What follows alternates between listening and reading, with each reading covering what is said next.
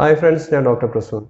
Corona virus ഇങ്ങനെ പടർന്നുകൊണ്ടിരിക്കുന്ന സാഹചര്യത്തിൽ നമ്മളുടെ ആരോഗ്യ പ്രവർത്തകർ, ഡോക്ടർമാരാവട്ടെ, നഴ്സുമാരാവട്ടെ, ഹെൽത്ത് ഇൻസ്പെക്ടർമാരാവട്ടെ, പബ്ലിക് ഹെൽത്ത് നഴ്സുമാരാവട്ടെ, ആരോഗ്യ വിഭാഗത്തിൽ വർക്ക് ചെയ്യുന്ന ഓരോ ആൾക്കാരും ഇപ്പം നേരിടുന്ന ബുദ്ധിമുട്ട്, അതിനെ പറ്റിയിട്ട് ചെറിയൊരു വിവരണം തരാനാണ് ഞാൻ ഇന്നത്തെ വീഡിയോ ചെയ്യുന്നത്. Welcome back to ഡോഫുഡി.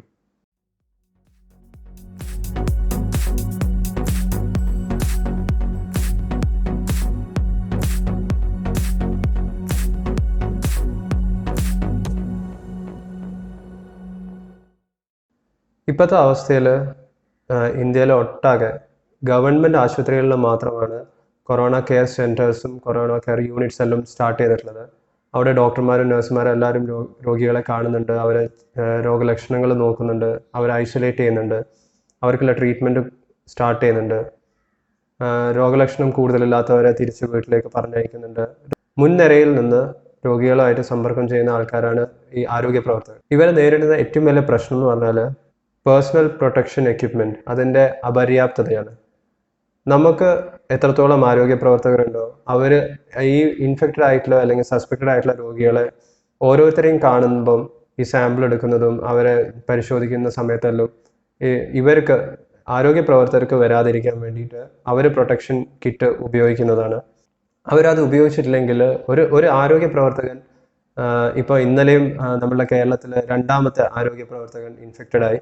ഇന്നലെ മാർച്ച് 29 രണ്ടാമത്തെ ആരോഗ്യ പ്രവർത്തകൻ ഇൻഫെക്റ്റഡ് ആയത്, പോസിറ്റീവ് ആയത്. ഇങ്ങനെ ഇൻഫെക്റ്റഡ് ആയിട്ടുള്ള ആരോഗ്യ പ്രവർത്തകരുമായിട്ട് സമ്പർക്കത്തിൽ വരുന്ന രോഗികൾ അവരുടെ എണ്ണം കൂടുതലായിരിക്കും. പ്രത്യേകിച്ച് ഒരു ഡോക്ടറൊക്കെ ഇൻഫെക്റ്റഡ് ആവുകയാണെന്നുണ്ടെങ്കിൽ അവർ ഓരോ ദിവസം കാണുന്ന രോഗികളുടെ എണ്ണം കേരളത്തിലാണെങ്കിലും ഇന്ത്യയിലാണെങ്കിലും വളരെയധികം കൂടുതലാണ്. അപ്പം ഇവരെല്ലാവരെയും ക്വാറന്റൈൻ ചെയ്യുക, ഇവരെല്ലാവരെയും ഒബ്സർവ് ചെയ്യുക, പിന്നെ ഇവർക്ക് എല്ലാവർക്കും ടെസ്റ്റ് ചെയ്യുക എന്നൊക്കെ പറയുന്നത് വളരെയധികം ബുദ്ധിമുട്ടുള്ള കാര്യമാണ്. അപ്പോൾ നമ്മൾ മനസ്സിലാക്കേണ്ടത് കൊറോണ വൈറസുമായിട്ട് നമ്മൾ നടത്തുന്ന യുദ്ധത്തിൽ മുൻനിരയിൽ നിന്നും നയിക്കുന്നത് ഈ ആരോഗ്യ പ്രവർത്തകരാണ്. അങ്ങനെ അവർ പ്രൊട്ടക്റ്റഡ് അല്ലെങ്കിൽ നമ്മളുടെ ബാക്കിയുള്ള കമ്മ്യൂണിറ്റിയിലുള്ള ഓരോരുത്തരെയും കാര്യം നമ്മൾ ചിന്തിച്ചാൽ തന്നെ നമുക്ക് മനസ്സിലാവും. അതുകൊണ്ട് ഇവർക്ക് പ്രൊട്ടക്ഷൻ കിറ്റ് ഇപ്പോൾ ഗവൺമെൻറ്റിൽ നിന്ന് സപ്ലൈ കൊടുത്തിട്ടുണ്ട്, വരുന്നുണ്ട്.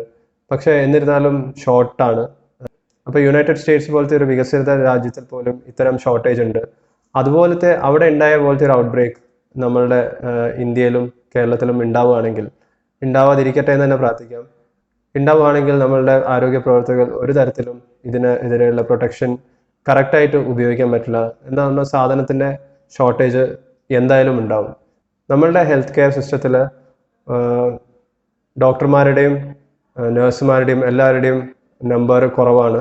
അതുപോലെ തന്നെയാണ് അവർക്ക് ഉപയോഗിക്കാൻ കിട്ടുന്ന പേഴ്സണൽ പ്രൊട്ടക്ഷൻ എക്യുപ്മെൻറ്റിൻ്റെ കാര്യമാണെങ്കിലും. അപ്പോൾ അതുകൊണ്ട് നിങ്ങൾ N95 മാസ്കോ അല്ലെങ്കിൽ സാധാരണ മാസ്കോ അങ്ങനത്തെ എന്തെങ്കിലും വാങ്ങി സ്റ്റോക്ക് ചെയ്തിട്ടുണ്ടെങ്കിൽ നിങ്ങൾക്ക് ആവശ്യമുള്ളതിനെക്കാട്ടിയും കൂടുതൽ അവർക്കാണ് ഈ പറഞ്ഞ N95 മാസ്കെല്ലാം കൂടുതൽ ആവശ്യമുള്ളത്. അതുകൊണ്ട് നിങ്ങളുടെ കയ്യിൽ സ്റ്റോക്ക് ഉണ്ടെങ്കിൽ, നിങ്ങൾക്ക് ഡൊണേറ്റ് ചെയ്യാൻ പറ്റുമെങ്കിൽ നിങ്ങളുടെ അടുത്തുള്ള ആശുപത്രിയിൽ പോയിട്ട് ആരോഗ്യ പ്രവർത്തകർക്ക് നിങ്ങളുടെ കയ്യിലുള്ള N95 മാസ്കും പേഴ്സണൽ പ്രൊട്ടക്ഷൻ എക്യുപ്മെൻറ്റും വാങ്ങിക്കാൻ ഉള്ള സഹായം നിങ്ങൾക്ക് ചെയ്യാൻ പറ്റുകയാണെങ്കിൽ അത് തീർച്ചയായിട്ടും ചെയ്യുക. ഈ ഒരു സത്യാവസ്ഥ മനസ്സിലാക്കിയിട്ടുണ്ടെങ്കിൽ നമുക്ക് കുറേയും കൂടിയും കൊറോണ വൈറസ് ഇന്ത്യയിൽ സ്പ്രെഡ് ചെയ്യുന്നത് കുറയ്ക്കാൻ പറ്റും. ഇത് നമ്മൾ മനസ്സിലാക്കാതെ നമ്മൾ തന്നെ എല്ലാ പേഴ്സണൽ പ്രൊട്ടക്ഷനും എക്യുപ്മെൻറ്റും എടുത്ത് നമ്മൾ വീട്ടിൽ ഇപ്പോൾ വെറുതെ ഇരിക്കുകയാണ്. നമ്മൾ ഓൾമോസ്റ്റ് പ്രൊട്ടക്റ്റഡ് ആണ് നമ്മൾ വീട്ടിൽ നിന്ന് പുറത്തിറങ്ങുന്നില്ലെങ്കിൽ. പക്ഷേ ഹെൽത്ത് കെയർ വർക്കേഴ്സ് അങ്ങനെയല്ല, ഓരോ ദിവസവും പുറത്ത് പോകുന്നുണ്ട്.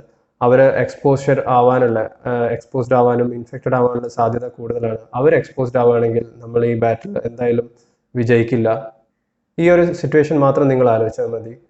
അതായത് ഇപ്പം സർവീസ് ചെയ്തുകൊണ്ടിരിക്കുന്ന അല്ലെങ്കിൽ നിങ്ങളെ പരിചരിക്കുന്ന ഓരോ ആരോഗ്യ പ്രവർത്തകരും ഇൻഫെക്റ്റഡായി പോസിറ്റീവായി കൊറോണ വൈറസിൻ്റെ ടെസ്റ്റ് ചെയ്ത് പോസിറ്റീവായി അവർ ഐസൊലേഷനിലേക്ക് വന്നു കഴിഞ്ഞാൽ നമ്മളുടെ ഹോസ്പിറ്റലും ഇപ്പോൾ ഉള്ള കൊറോണ കെയർ സെൻറ്റേഴ്സും ബാക്കിയുള്ള ആശുപത്രികളിലൊക്കെ ഇനി ഇൻഫെക്റ്റഡ് ആവാനുള്ള രോഗികളെ ആര് നോക്കും? ആ ഒരു കാര്യം മാത്രം നിങ്ങൾ ആലോചിച്ചാൽ മതി. നിങ്ങൾക്ക് ഇന്നത്തെ വീഡിയോയിൽ ഞാൻ ഈ പറഞ്ഞ കാര്യം മനസ്സിലായിട്ടുണ്ടെന്ന് വിചാരിക്കുന്നു. ഈ വീഡിയോ നിങ്ങൾക്ക് ഇഷ്ടപ്പെട്ടിട്ടുണ്ടെങ്കിൽ ഷെയർ ചെയ്യുക. നിങ്ങൾ ഇതുവരെ ഞങ്ങളുടെ യൂട്യൂബ് ചാനൽ സബ്സ്ക്രൈബ് ചെയ്തിട്ടുണ്ടെങ്കിൽ സബ്സ്ക്രൈബ് ചെയ്യുക. ഞാൻ നിങ്ങളോട് അടുത്ത വീഡിയോയിൽ സംസാരിക്കുന്നതാണ്. ഞാൻ doctor Prasoon. Take care, stay healthy, stay in your homes, and thank you so much for watching.